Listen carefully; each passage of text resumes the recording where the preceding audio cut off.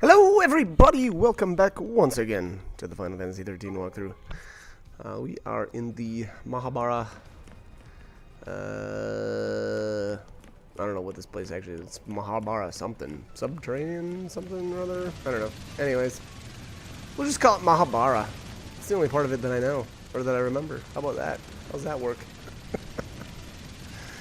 Alright, anyways, alright, so Atmos is kind of rolling around here. I thought that was a kind of a neat aspect of this area, and kind of like plot point, I guess. I'm not sure why I ran back down here. We can't, unfortunately we cannot get past this spot here. That this little kind of like a broken bridge, we'll actually be able to get over it a little bit later. And I think I had just actually forgot about that. It had been, you know, a while since I played this, so unfortunately you have to progress a bit farther on in the story. Now the cool thing is, though, you obviously, with there being a teleport point right here, once we are actually able to kind of come back, you know, we'll just be able to teleport right here, and we won't have to run through the entire cavern over again. So anyways, alright, let's continue on. We took care of a couple of the enemies here on the bridge in the previous previous video, and we did the I believe it was the Ambling Bellows. I can't remember which mark that is, but we took care of that. Took care of that too on the way. I think I ended up 5-star on that. It wasn't too difficult, although it actually, now that I think about it, I think I did take a couple of stabs at it. Okay, it's kind of a weird, just one flan enemy there. Kind of weird. Anyways,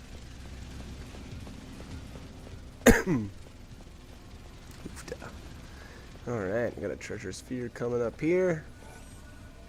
What have we got? 2 Saints amulets. If I remember right, those are the ones that upgrade into the Blessed talismans.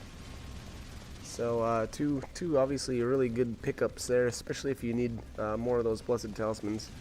And here I believe we've got a cutscene coming up, and I would suggest equipping Fang and Vanille, and then I think Lightning for this next. There's a battle coming up here. I think this is the spot anyway. But yeah, you know, make sure that you equip those 3. I don't think I did, and I think that was a bit of a mistake. Yeah, you can see the little yellow mark here on the map is the cutscene.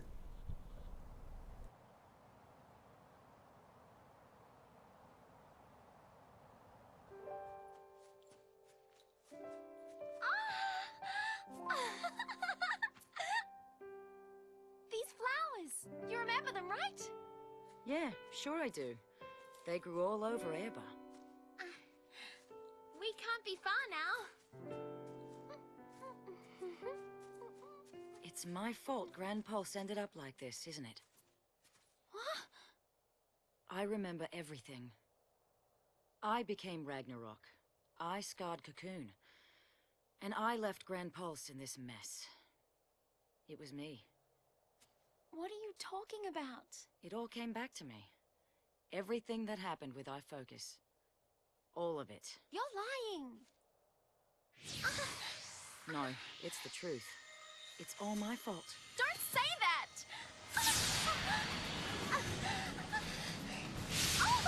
Vanille!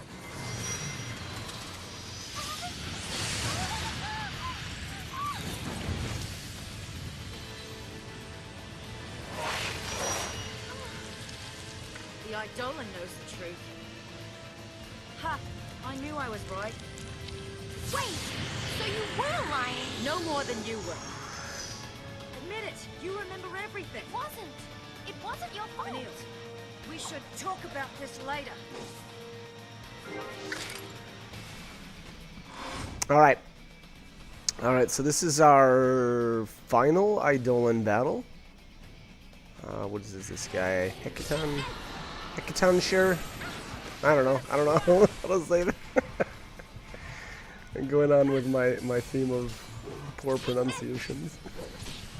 Anyways, I'm just gonna call him Hecaton for short because that's what Vanille calls him when she summons.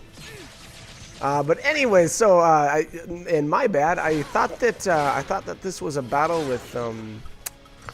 with lightning as well, but it's just these two. So basically, obviously, we're gonna want to get him debuffed.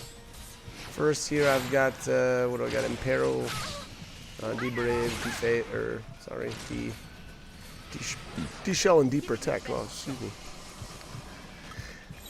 So other than that, I mean, really, this guy's just about, you know, up in the chain gauge. Once you get him debuffed, you know, kind of just go to town from there. And so the other question I have with this battle, and I didn't bother finding out, was whether or not you can change your paradigm setups. So I just don't know. I don't know if you can do that or not. You know, or if you're stuck with these. Oh, I don't know how many were actually set up here. Was that 4 or was that 5? I was trying to look at it while I swapped, but obviously, if you get low at all, you know, swap to the Sentinel. Was that Lifeguard? Yeah, Lifeguard. It looks like. So that it kind of looks like that's the only healing paradigm, which is, to be honest, that's a little lame. I really think oh, what's the Commando Medic? Now I don't remember the 2-person. But anyways, you know, swap between Slash and Burn when you need to. Go into Lifeguard, and then it looks like my debuffs are wearing off, but I don't know if I really need to reapply. I guess it wouldn't be the worst thing ever. But I guess I just went for the win here with trying to get the chain gauge up higher.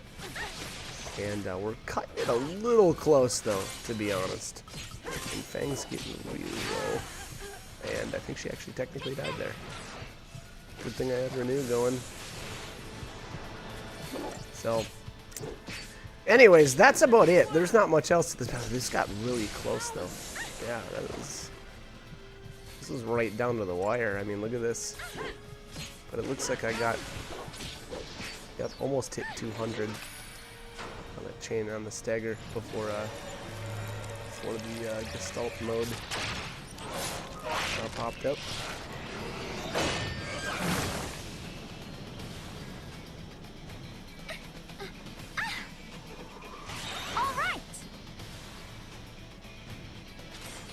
Alright, that's that. So again, not sure if you can swap up your paradigms or not. That might be, you know, if you fail, you can try. I'm not sure if they let you do that or not, though. I knew something was off. You've been shying away from our focus ever since we woke up on Cocoon. I couldn't figure it out, but then it all made sense after hearing that story from Rains. You already knew. You knew Ragnarok was the name of destruction. It wasn't fair. You had to do all the horrible stuff. And I didn't have to do anything. That is no reason to lie to me. You think that's what I want? You of all people!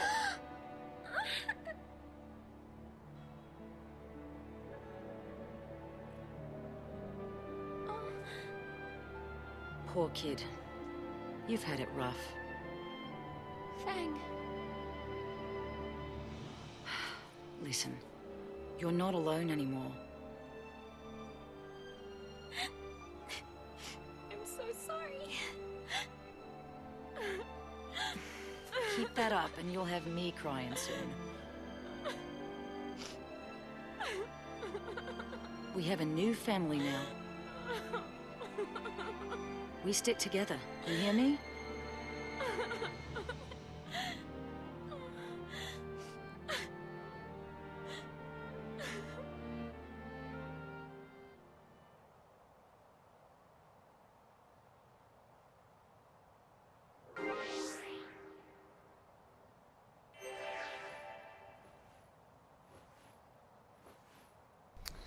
Alright, let's continue on. Wow, and okay, it looks like it went right back to the old party that I had set up already, so that's kind of nice. I guess I didn't remember that. But yeah, you know, at least then I don't have to set up the old paradigms I was using. Probably would have been a little annoyed if that would have been the case. I get annoyed with the trivial things. Alright, looks like this is potentially, I don't know, it looked like a three-way battle at first. I don't know. Oh, yeah, okay, so I think the reason why everything attacked me is because before the battle started, all of the enemies had the little red alerts above their head, so the good thing is they still start at half health. It's just, you know, you don't, they're not fighting each other. And I didn't get the preemptive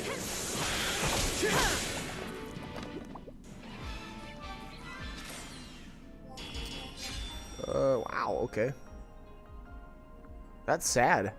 So everything started at half health and I still only managed to get a 4-star. Womp womp. Oh well, that's okay. Again, at this point in the game, I kind of stopped worrying so much about these random, I don't know if you call them random fights, but these, I don't know, lesser fights? I guess I don't really know a good term for these. Oh, I did get a preemptive. Nice. That blitz wiped both of those out immediately. That was nuts. That's that. Alright, that was quick. 8 seconds, not too shabs. Alright, what do we have here? Ice Charm. Okay, cool. It's another one of those items that I never used.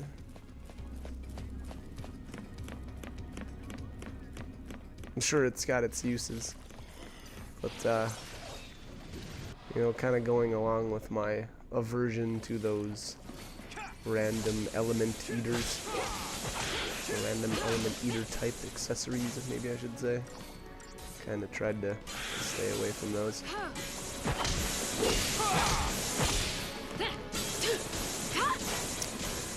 So now that Vanille has Hecaton, or Hecaton, however you want to say it, it kind of makes for some interesting farming opportunities. If you really wanted to, you could go all the way back to the Archild Steppe and farm up some of the Orestois type enemies, or you know, the big what are they? The Longuis or whatever they're called. They're a little bit more difficult. So, by the way, right now this is actually a really interesting farming opportunity. Now, I don't take advantage of it at all, but if you skip this Dreadnought and kind of continue on, there's a bunch of hoplite enemies down there, and what you can do actually is you know, finish the fight with them, and you get a ton of CP. It's insane. It's really good.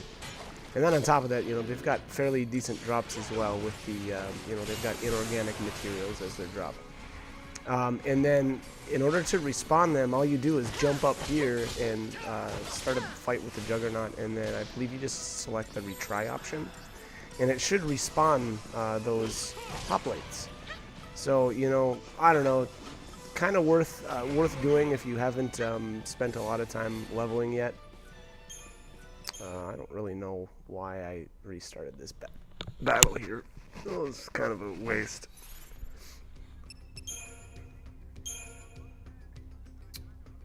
I guess I wanted to start with something different. Okay. Yeah, okay. Looks like we're gonna start with Gorilla this time. We'll go with the buffs, debuffs, and work on the chain gauge. I'm not sure how this ends up panning out, but this guy actually might be worth using a Decepticol on as well. I'm not really sure. I guess I didn't bother, but that could potentially help as well. But to be honest, I'm not sure if he's even vulnerable to preemptives, or if he'll, you know, because some enemies won't allow themselves, it says, to be caught by preemptive attacks. Wow, that hurt. These guys don't mess around. And then on top of that, so obviously I spent a bunch of time debuffing there, and they use Steam Clean, which removes all their debuffs. That's okay though, to be honest. You know, that's just because they stand around and don't do anything while they're doing that. So usually I just, you know, buff or debuff them, and then you know, while they're steam cleaning, then I, you know, work on building the chain gauge or heal if I need to, and then swap back into some sort of debuffing paradigm after to work on, you know, getting them debuffed again. Sometimes I do that anyway. It's looking like I'm kind of staying with the, yeah, I'm taking, I don't know, we're taking an okay amount of damage here, so it's probably not a bad idea to keep, you know, keep on that. You really don't want to let yourself get too low, because there you go, like he's hitting for, that was like 1,800, and Vanille has even got the protect status on it. I'm pretty sure Wrecking Ball is a physical-based attack, so, you know, again, can be a bit dangerous. Here we've got him staggered. I don't know if I'm able to finish him off before the stagger gauge depletes, but I guess we'll see how it all pans out. Now, this would be a very, very good time to have the aggression paradigm set up. Or I guess if you've got 3 decent commandos, you know, you could go with that. You could go with Cerberus as well, but obviously my chain gauge is maxed out here, so it doesn't really do that much good to have the Ravagers. So I would have done really, really good damage if I would have had 2 commandos at this point instead. But you know what? I guess it is what it is, and yeah, not even close to being able to finish him off. You know, that may have not been the case if I would have had myself buffed up and had, you know, haste still, or, you know, brought Saz into this fight. I'm not really sure, but I guess it doesn't matter anyway. And wow, I just realized, so I'm using Vanille as the synergist, and she's the one that's going to have the upgraded form of Protect. So, I mean, that this guy's doing some really insane physical-based damage, and, you know, I even have the upgraded Protect on my character, so, you know, I guess just imagine not having that. You should be, I mean, you'll be taking quite a bit more damage then. But anyways, you know, like I said, it's always a good idea to get this guy debuffed. In all honesty, I think this fight would have gone much more smoothly if I would have had him debuffed before I staggered him. And then, you know, while I had him launched, we could have been racking up a ton more damage. But, you know, hindsight's 20/20.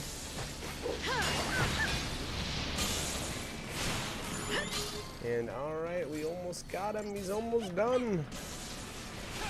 Curious how this ended up turning out as far as, yeah, that was horrible. That was pretty bad. And that's what I expected. But anyway, so like I said earlier, you know, if you want to take advantage of this this CP farming opportunity here, not only is it good CP, but it's also really, really good, or the drops are really good too. And since there's so many hoplites here, you can really rack up the inorganic compounds, or sorry, components. So again, very unique and I would say profitable farming opportunity here.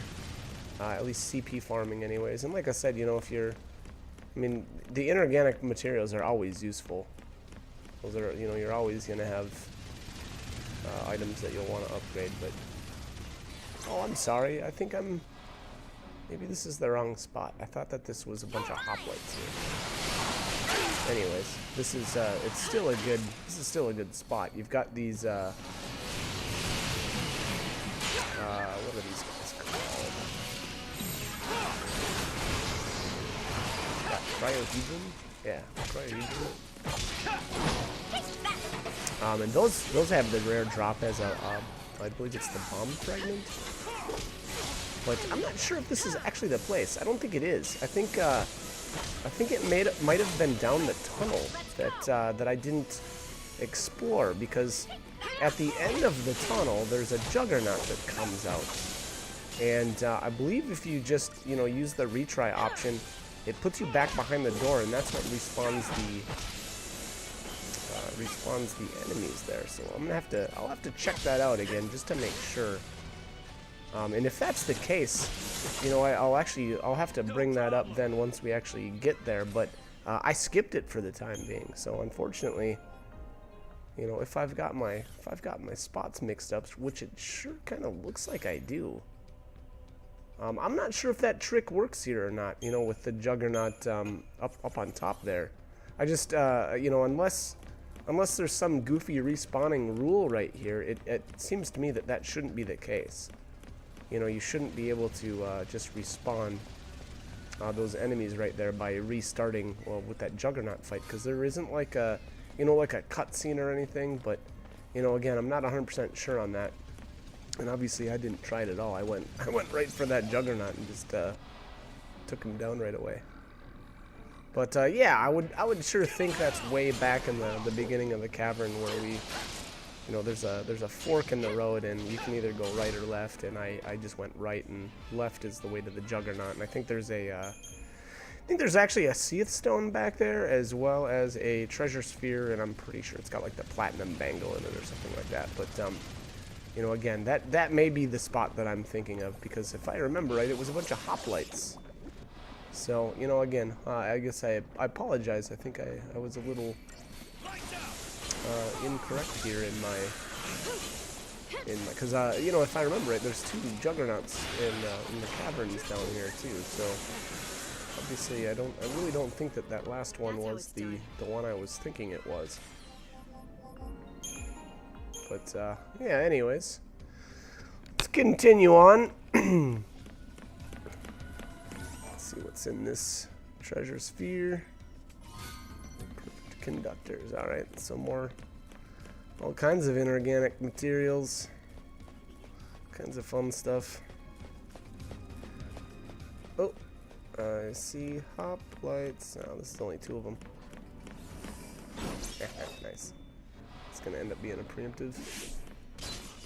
So this shouldn't last too long. Be ready for the next fight. 3 seconds. Not bad. Analog circuits and a solenoid. Alright. Alright, and here we've got another, I think this is the boxed phalanx, or phalanx. How do you say that? Generally, it is not a good idea to go after these hoplites first. As the, yeah, see, the boxed flanks, just their phalanx. Just summons up a bunch more using his deployment ability. So again, you know, you generally want to just take them down first. To be honest, too, the hoplites really just don't do that much damage, so it's not like you even really need to focus them down hardcore, you know, right away. Gosh, and you just shred them.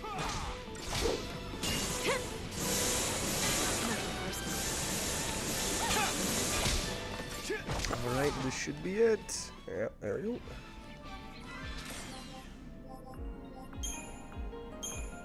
Alright, couple of inorganic materials there. Alright, so this is basically it for this this video. We got a little bit of a cutscene here at the end, and I'm actually just going to end it here though. So I hope this guide was helpful, and hope you guys join me for more. Alright, thanks for watching.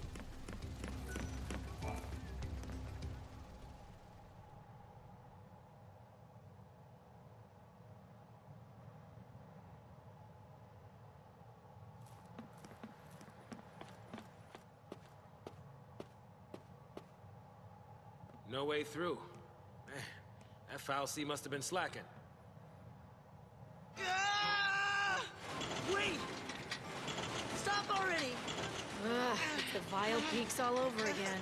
Hey! Hope! Get out of there!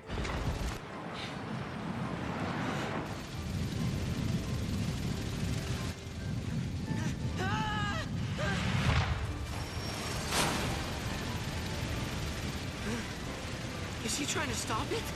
You can do it!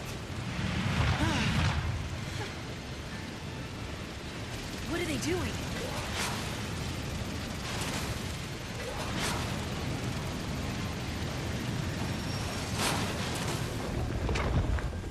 Ooh, well that was cool.